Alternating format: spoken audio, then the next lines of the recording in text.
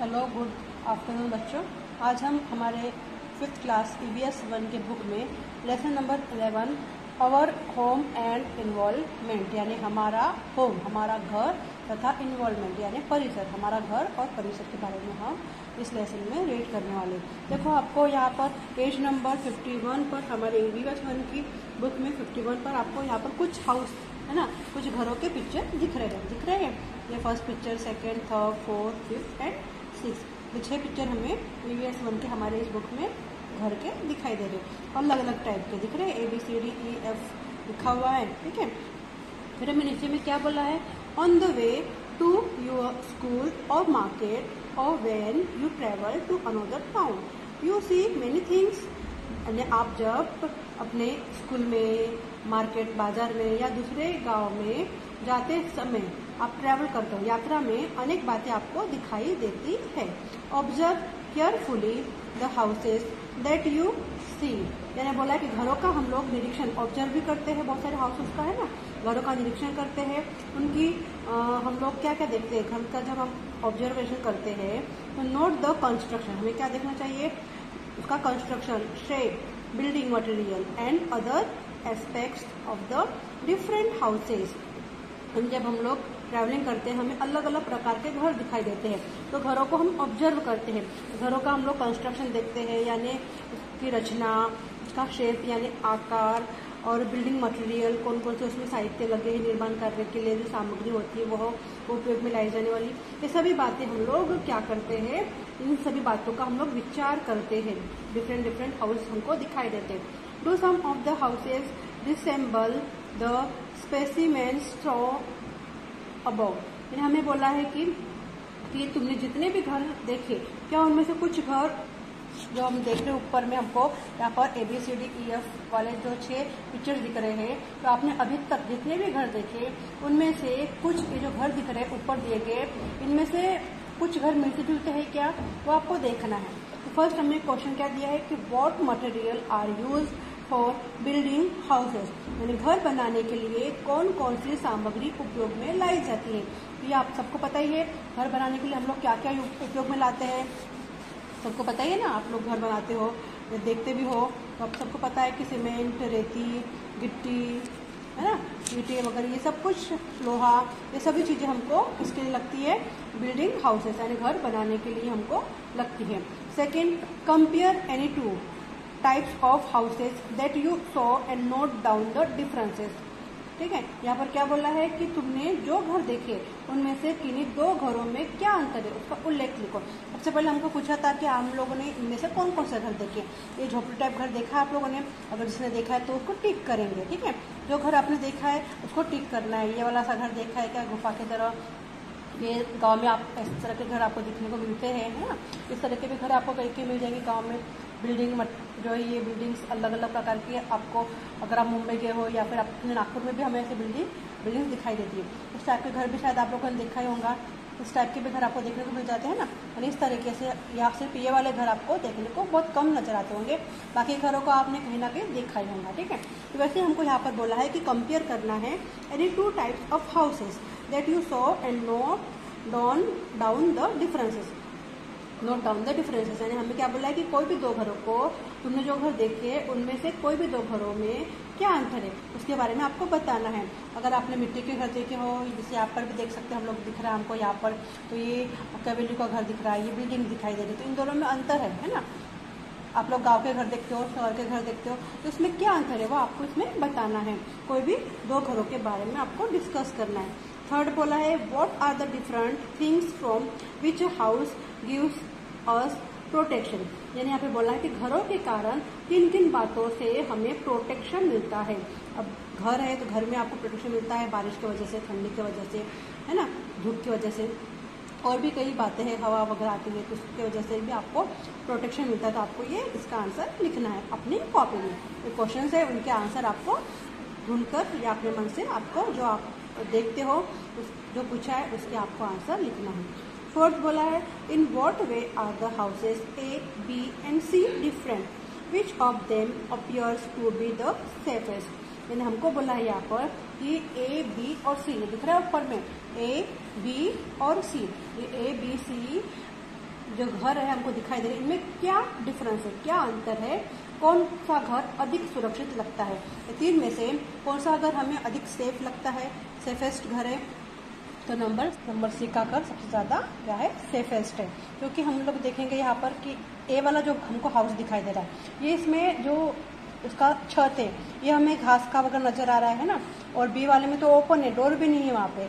तो ऐसे जो घर है ये ठंडी हवा की वजह से, बारिश की वजह से सेफ नहीं है। लेकिन ये जो घर है ये इन दोनों की तुलना में ये घर कैसा है, सेफ है ना।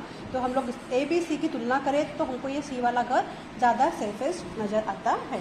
ठीक है, इसके बाद में फिफ्थ क्वेश्चन हमें क्या बोला है, which of the above houses are mainly seen in cities which are seen mainly in the rural areas. हमें जो हमको ऊपर के घर जो नज़र आ रहे हैं ये हाउसेस डिफरेंट टाइप्स के, तो इन घरों में से कौन से घर मुख्य रूप से शहर में पाए जाते हैं और कौन से घर मुख्य रूप से ग्रामीण क्षेत्र में पाए जाते हैं। और हमको यहाँ पर घर दिखाई दे रहा है, तो इसमें से हम लोग देखेंगे कि हमको ऐसे घर भी कभी कभी कहीं हमें शहर में नज़र आते हैं, ऐसे भी घर नज़र आते हैं ना, इस टाइप के भी घर नज़र आते हैं शहर में। और गांव में कैसे घर नज़र आते हैं, गांव में ऐसे घर नज़र आते हैं, ऐसे आते हैं, और ऐसे भी घर हमें गांव में नज़र आते हैं। कहीं कहीं कोई जगह अच्छा होता है तो उस गांव में भी हमें ऐसे घर नज़र आते हैं। लेकिन जो बिल्डिंग वाला ये वाला सीन हमें कहाँ देखने को मिलता है, ज़्यादातर शहरों में ही देखने को मिलता है। ओके, और इस टाइप के भी घर हमें शहरों में दिखाई देते हैं। ठीक है, अब हमें नेक्स्ट क्वेश्चन क्या बोला है, question number 6, think about your own involvement and the climate there are choose the most suitable house for yourself by putting a right in the box near the picture। अब हमें क्या बोला है कि अपने परिसर में आपके आजू बाजू के जो भी परिसर है, इन्वॉल्वमेंट है तथा जलवायु का विचार करते हुए हमें जो घर सेफ लगते हैं उसके उस बॉक्स में हमें राइट करना है। जो हमें घर सेफ लगते हैं, आपने जो घर देखे उसमें तो आपने पहले टिक किया था है ना, पर आप अभी इसमें बोला है हमें कि जो घर आपको ज़्यादा सेफ लगता है उस घर को हमें टिक करना है। इसमें से आपको कौन सा घर सबसे ज़्यादा सेफ लगता है, ये घर सेफ लगता है ना, ये भी घर सेफ लगता है, ये भी ठीक लगता है ना, तो इसको आप क्या कर सकते हो, टिक कर सकते हो। ये भी अगर किसी को लगता हो तो आप अपने आइडिया से, आपके थिंक के अनुसार आप इसको, जो आपको घर सेफ लगता है आप उसको टिक कर सकते हो। ठीक है, इसके बाद बोला है we saw different types of houses in the picture, their main uses can be listed as follow. अब हमको यहाँ पे बोला है कि चित्र में हमें जो ऊपर पिक्चर दिख रहे हैं, चित्र के माध्यम से हमने घरों के अलग अलग टाइप्स देखे हैं। घरों का यूज मुख्य रूप से हमें किन किन बातों के लिए होता है। अब घर जो है, घर का मेन यूजेस किन किन बातों के लिए होता है वो हम देखेंगे। तो अ शेल्टर यानी रहने के लिए, निवास के लिए, और रेस्टिंग प्लेस आराम करने के लिए। या आपको ध्यान में रखना है कि आपको घरों के उपयोग अगर आपको पूछा है ना, हाउस के यूजेस पूछे आपको, ठीक है, तो आपको ये आना चाहिए कि हाउस के मेन डिफरेंट टाइप्स, यानी जो हाउस है मेन, तो हम हाउस बोलेंगे, डिफरेंट टाइप्स हाउस नहीं बोलेंगे, आप हाउस बोलेंगे। तो हाउस के यूजेस क्या क्या है वो हमको इस पॉइंट में दिए हैं, तो आपको ये लर्न भी करना है, अपने कॉपी में लिखना भी है। ठीक है, their main uses can be uses follow. ठीक है, तो पहला और शेल्टर यानी आपको निवास के लिए, आप जहाँ रहते हो आपको रहने के लिए मिलता है। और रेस्टिंग प्लेस आराम करने के लिए घर का यूज जरूरी है। Protection against the sun, the wind, the cold and the rain, या इसके अलावा आपको ठंड, गर्मी, हवा और बारिश से भी प्रोटेक्शन होता है। किसकी वजह से, घर की वजह से। प्रोटेक्शन फ्रॉम वाइल्ड एनिमल, इसके अलावा जंगली जानवर जो होते हैं वाइल्ड एनिमल, उनसे भी प्रोटेक्शन मिलता है घर की वजह से।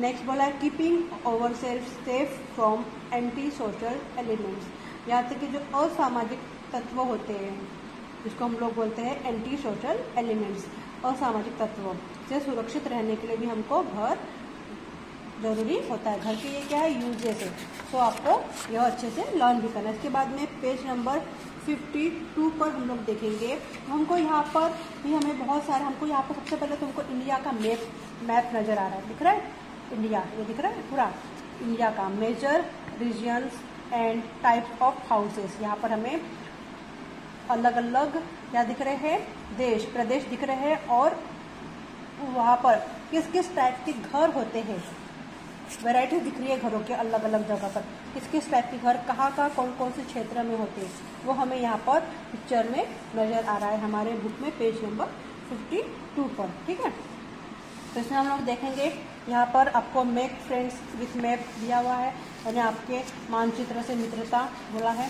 यहाँ पर देखो हमको इंडिया में हमको यहाँ पर क्या नज़र आ रहा है, यहाँ पर माउंटेनियस रीजन यानी जिसको हम लोग पर्वतीय प्रदेश बोलते हैं। उसका एरो देखेंगे हमको क्या दिख रहा है, ये ऊपर में दिख रहा है, जिस घर में आ रहा है ना, ये लाइन दिख रही है यहाँ से, ये दो घर दिख रहे हैं आपको। ये किसके लिए है, पर्वतीय प्रदेश यानी माउंट वाले जो प्रदेश होते हैं उन प्रदेशों में इस टाइप के घर होते हैं। दिख रहा है ये बोर्ड टाइप दिख रहा है ना, ये घर और ये भी घर।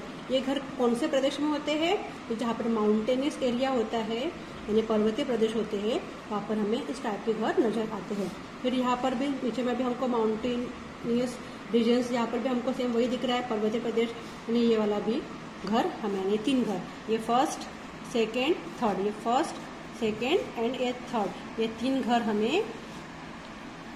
घर हमें कौन से प्रदेश में नजर आते हैं, तो पर्वत वाले माउंटेन वाले प्रदेश में हमें ये 3 घर हमें इस टाइप के घर नजर आते हैं। बोटिंग ये वाला और ये वाला, इस टाइप के घर हमें इस प्रदेश में नजर आते हैं। ठीक है, तो हमको ध्यान में रखना है कि कहाँ पर कौन से घर किस टाइप के घर बनाए जाते हैं।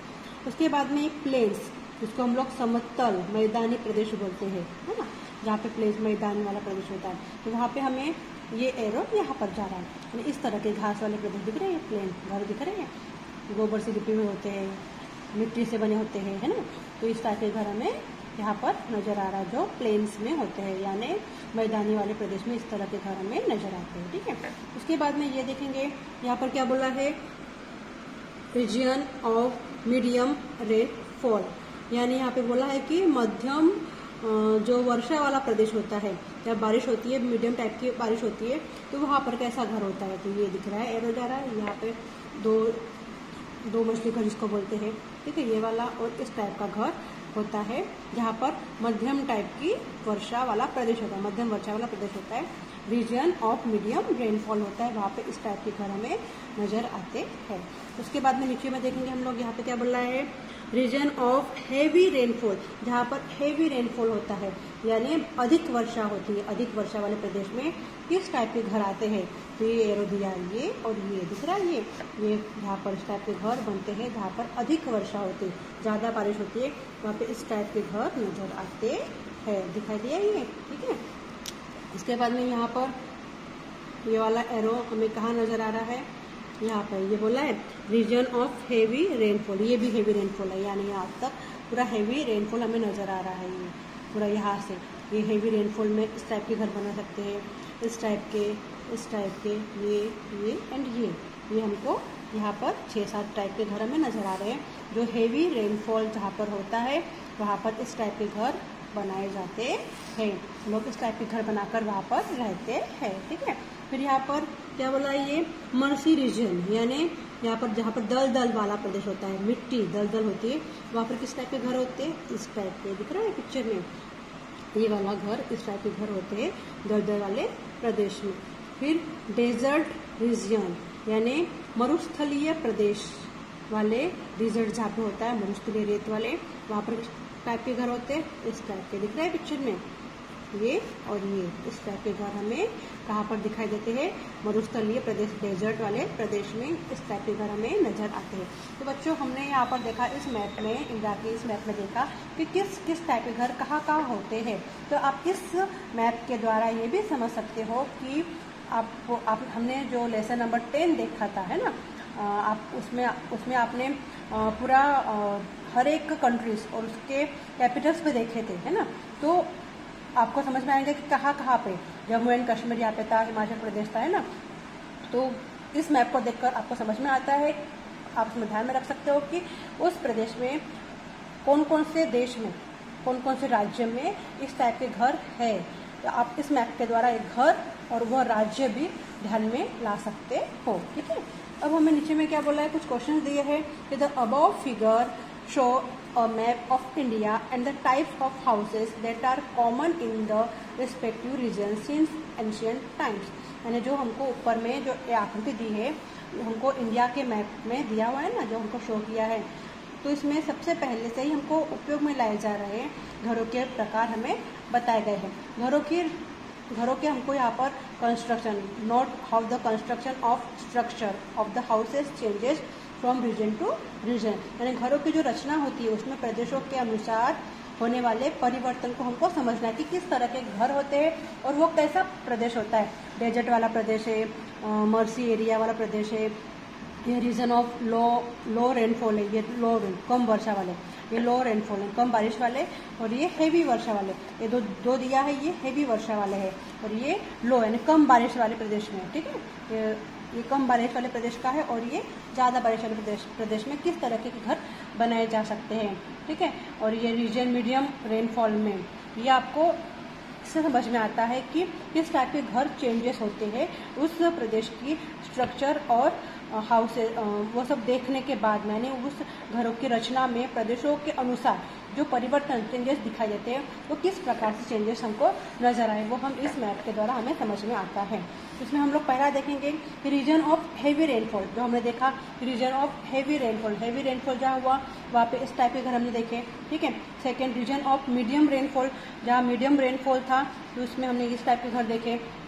Third region of low rainfall, low यानी ये वाला लो रेनफॉल में ये 1 2 3 4 लो रेनफॉल यहाँ पे दिख रहा है, लो रेनफॉल, ये 4 घर। ठीक है, फिर फोर्थ डेजर्ट रीजन में, ये डेजर्ट रीजन है ना, ये 2 घर देखे हमने।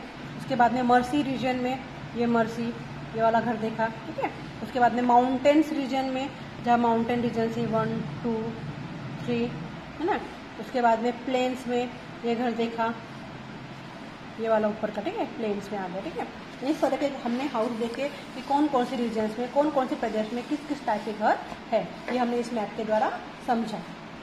वही हमको यहाँ पर ऑब्जर्व ए में बोला है कि observe the map and the picture of houses and complete the following chart. आपको यह चार्ट कंप्लीट करना है ये मैप को देखकर। जैसे पहला है रीजन प्लेन्स, हमने प्लेन्स का ले लिए, ये प्लेन्स का ये घर देखा है ना प्लेन्स में, तो उसमें फ्लैट रूफटेड हाउस कैसा दिख रहा है हमको, ये घर फ्लैट रूफटेड हाउस वाला है ना, इसको हम लोग बोलते हैं मिट्टी की छत का, मतलब जो छत है वो किसा मिट्टी का बना हुआ है, मिट्टी की छत है, इसमें मैदानी प्रदेश में है इसलिए। ठीक है, फिर रेक्टेंगुलर किस तरह का दिख रहा है हमको, ये रेक्टेंगुलर की तरह दिख रहा है ना ये।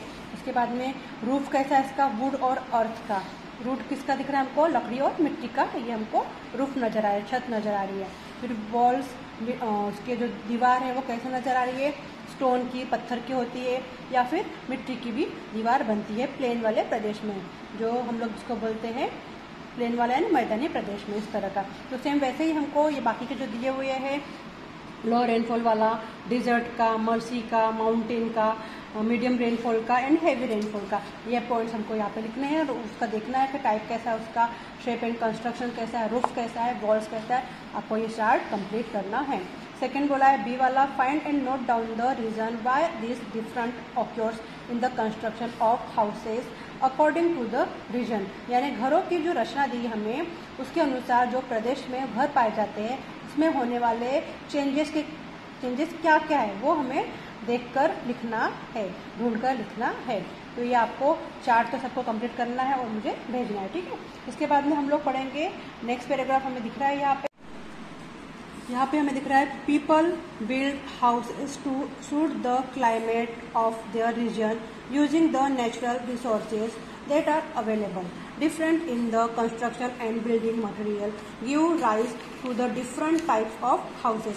यहाँ पे बोला है कि जो हमको अलग अलग हाउस नजर आए है ना, तो जो हमने देखे जिस तरह के रीजन्स थे यानी जिस तरह का क्लाइमेट था, प्रदेश थे, उसकी जलवायु कैसे, क्लाइमेट कैसे है, उसके अनुसार ही वहाँ पर जिस तरह का मटेरियल होता है, नेचुरल रिसोर्सेज होता है, उस प्राकृतिक संसाधनों का उपयोग करके ही मानव के द्वारा वहाँ पर उस टाइप के घर बनाए जाते हैं। जिस प्रदेश की जैसा क्लाइमेट होगा, जैसे जलवायु होंगी और वहाँ पर जो प्राकृतिक संसाधन है, नेचुरल रिसोर्सेस है, अवेलेबल है, तो उस नेचुरल रिसोर्सेस के द्वारा ही और वो क्लाइमेट को सूट करने वाले घर उस प्रदेश में, रीजन्स में बनाए जाते हैं। Okay, differences in the construction and building material give rise to the different types of houses.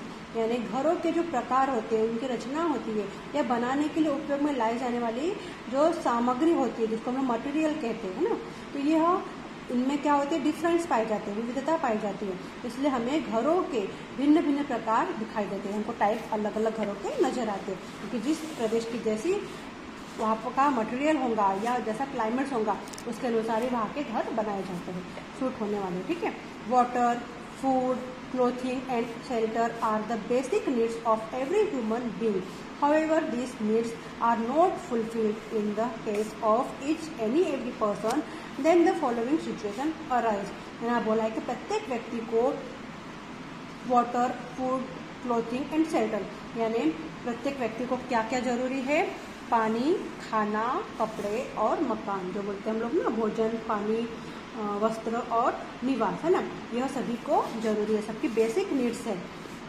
इंसान की बेसिक, ह्यूमन बींग्स की बेसिक नीड्स क्या है, तो water, food, clothing and shelter, यह ह्यूमन बींग्स की बेसिक नीड्स है। सभी ह्यूमन बींग्स की क्या है, बेसिक नीड्स है। लेकिन इन आवश्यकताओं की पूर्ति सबके लिए होती ही है, ऐसा भी नहीं है। इसके कारण भी हमें नीचे दिए हुए हैं। पहला है कि around us we see many people who lack shelter, हम लोग देखते हैं कि जिनके पास घर नहीं है, ऐसे अनेक लोग हमारे आसपास हमें दिखाई देते हैं। They seek shelter at the road side, on footpath, under bridges, in tumble down building, in railway or bus station and even an open ground. Many people are forced to be homeless because they have insufficient or no means of the livelihood. यहाँ पे हमको बोला कि ऐसे लोग जो होते हैं वो सड़क के किनारे पर, हमको जिनके पास घर नहीं है, रहने के लिए घर नहीं है, ऐसे लोग हमें कहाँ दिखाई देते हैं, सड़क के किनारे पर दिखाई देते हैं, या फिर जो बंजर भूमि होती है वहाँ पर हमें नजर आते हैं। उसके बाद में जो रोड का पाथ होता है ना, फुटपाथ जिसको बोलते हैं, इसको हाँ फुटपाथ पर हमको दिखाई देते हैं, पुल के नीचे में दिखाई देते हैं।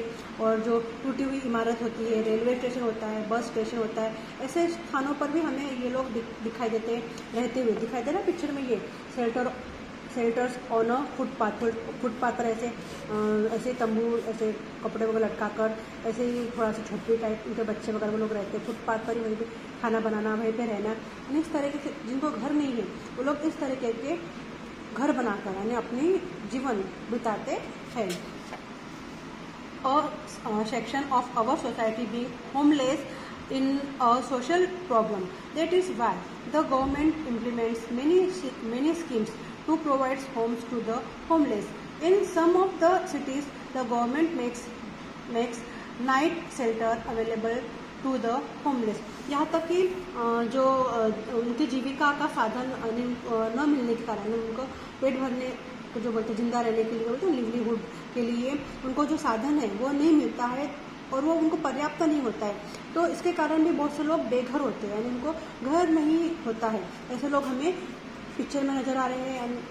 ऐसे लोग जो होते हैं वो होमलेस घर उनको बोलेंगे, बिना घर के ये लोग रहते हैं। हमने यहाँ पे देखा कि हमको बोला है कि जो बेघर होना, यानी होमलेस होना, बेघर होना जिसको बोलते हैं, यह एक सामाजिक समस्या है और ऐसे व्यक्तियों को घर बनाकर देने के लिए गवर्नमेंट अलग अलग स्कीम भी बनाती है।